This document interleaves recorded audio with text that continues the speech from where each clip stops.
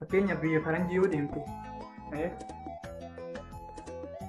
afaan Ingiliffaa waan hin beekne biyya faranjii yoo deemte amma yoo beelofte akshinii harkaatiin mul'iftee akshinii harkaatiin nyaachuu ni dandeessa. Yeroo eeggattillee akshinii harkaatiin bishaan jetteen bishaan akshinii harkaatiin mul'iftee dhuguu ni dandeessa.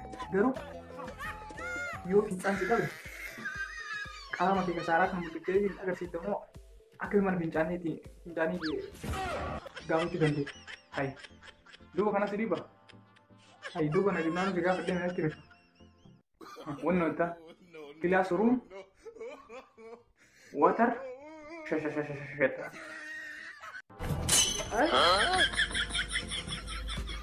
Hayi akkana tuqamii immoo shashashata. Akka tuqamtee garuu kunnaan hin qabu.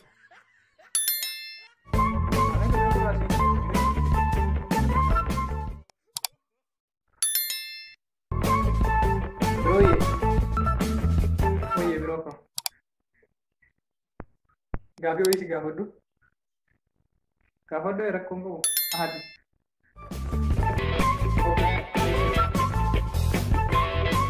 Jaartiin obboleessa keetii afaan Ingiliffaatiin maal jedhamti? Jaartiin obboleessaa afaan Ingiliffaatiin maal jedhamti jettee?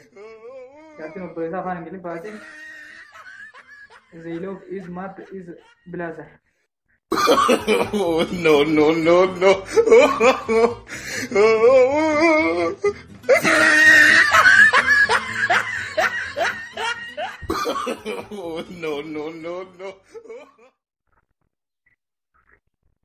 Bro, oye, bro. Gaaffii wayii si gaafadhu. Gaafadhu rakkoon qabu. Ahadi. Okay, eeshi. Jaartiin obboleessa keetii afaan Ingiliffaatiin maal jedhamti? Jaartiin obboleessaa afaan Ingiliffaatiin maal jedhamti?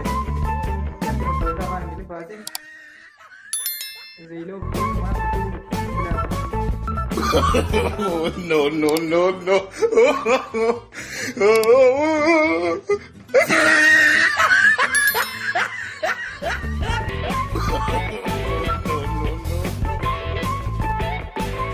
Kutaan qoqqoodu baal harargee shawa harrayyuu jim wallagga jedhee kutaan qoqqoodu kanaan maal jettaa?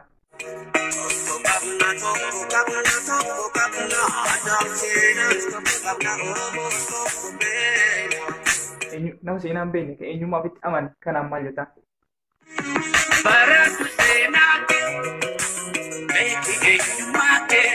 Nama mirga ofii hin beekne ka aadaa ofii hin jabeessine nuu maal jettaa?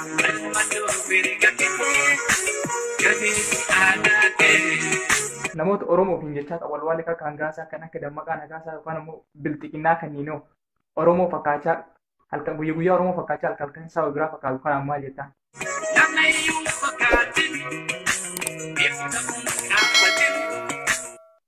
Namoota yeroo baay'ee viidiyoo baay'atu nuu.